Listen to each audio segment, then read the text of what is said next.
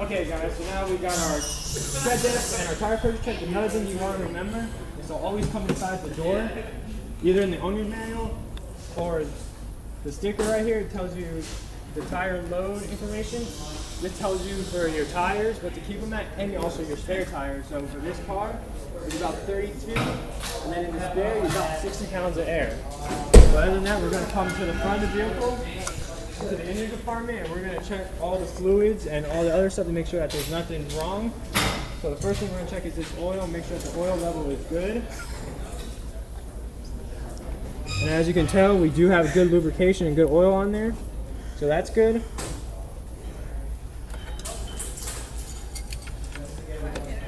Another thing we're going to check our windshield wiper reservoir, make sure there's no cracks, make sure that this has fluid in it.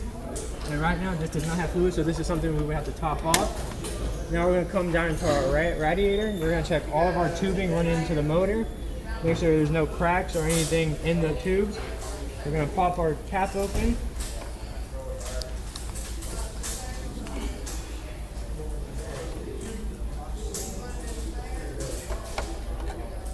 And we do have good clean fluid in here. You can feel it. It does look good. And then we're going to go into find in our brake fluid, which this would be your brake fluid right here. And we're just going to move this. And we do have clean brand new fluid in there.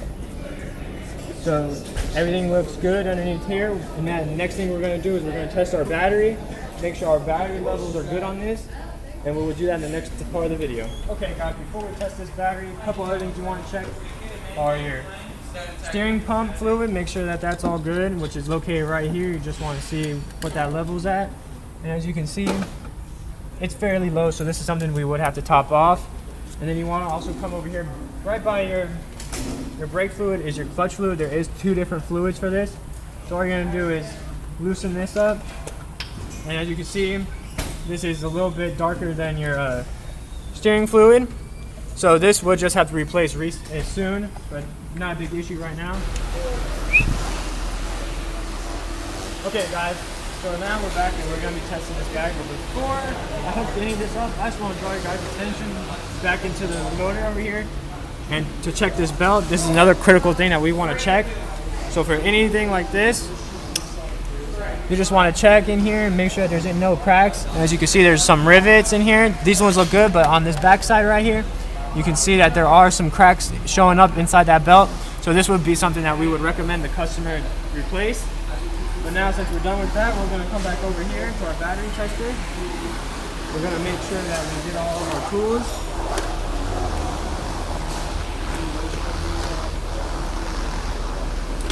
Now you're going to want to connect this.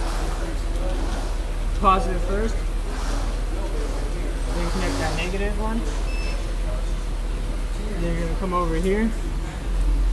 Yep, so you're going to hit enter. It's in the vehicle.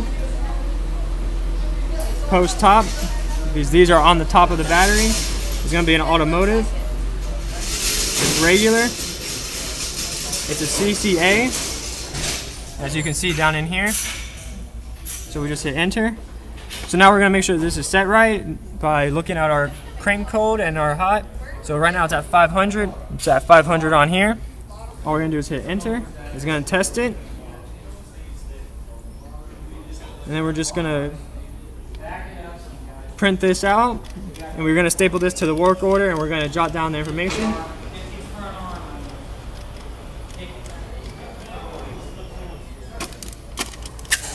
So as you guys can see on our little sheet right here, the battery volts are at 1228, so this battery is kind of low. So what we would do is just give this battery a little bit of a recharge. But other than that, the battery checks out and is still in good working condition. Okay guys, so now we got the car up in the air. We got one side of the tires taken off. We're just going to come and check our brakes and all of our hoses. So first thing I'm going to look at, I'm just going to do a visual inspection of all my brake lines, making sure there's no corrosion or they're busted. And then we're going to take a look at the caliper itself. This caliper is just kind of worn, but I don't see any damage to it.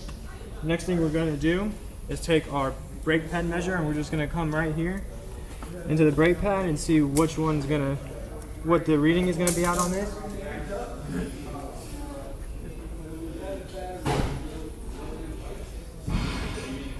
So we're just gonna start with one of the green ones and see what it's at, and then go down from there.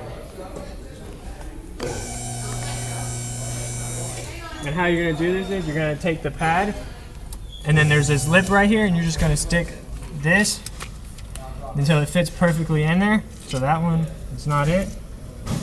So now we're gonna come down to the next color and see which one fits in there pretty decently. So the yellow one's in there.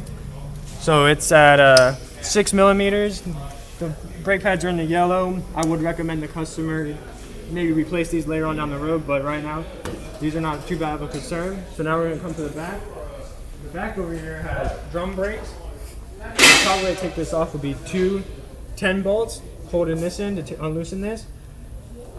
So what you want to do is you just want to gently remove this off, and you're going to check these brake pads.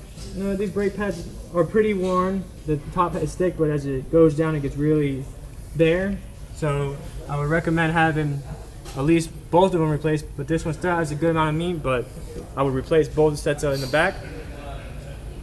Other than that, the brake inspection is pretty deep done. Then we're just going to move on from here. So now we checked our brakes and our rotors in the rear. So now we're going to come under here and we're going to do inspections and make sure there's no leaks. But right off the bat, I can see that we do have some oil in the oil pan. The oil pan is leaking. And if we look up at our filter, we do have oil leaking from our filter. So that was something we would have to recommend to the customer have replaced or looked at. Next thing we're going to do is we're going to check our exhaust, make sure that there's no cracks, no mounts are missing. We are missing a heat shield here in the front for our pipe. And then another thing we're going to check is our CV axles, make sure the boots are good, all of our bushings, and the top mounts of our shocks and the lower mounts. So on this side everything looks good. We're going to come over to this side, do the same exact thing, make sure there's no tears in them, nothing's leaking from them. Everything looks good. So now we can go to the rear. And we're just going to still check everything. Under here we have our other brake lines for our rear. We're going to check these while we're under here as well. These all look really good. There's no cracks, nothing's leaking from them on either side. Everything looks good. We got no bent arms in the back. So everything checks out underneath the vehicle. Other than that, everything else is set and good to go, and we can inform the customer what we found when we return the vehicle to her. Okay guys, so now we got all this all done. Another thing I want to discuss is the differential. In some trucks and have a differential, you also want to check the casing and make sure there's no leaks.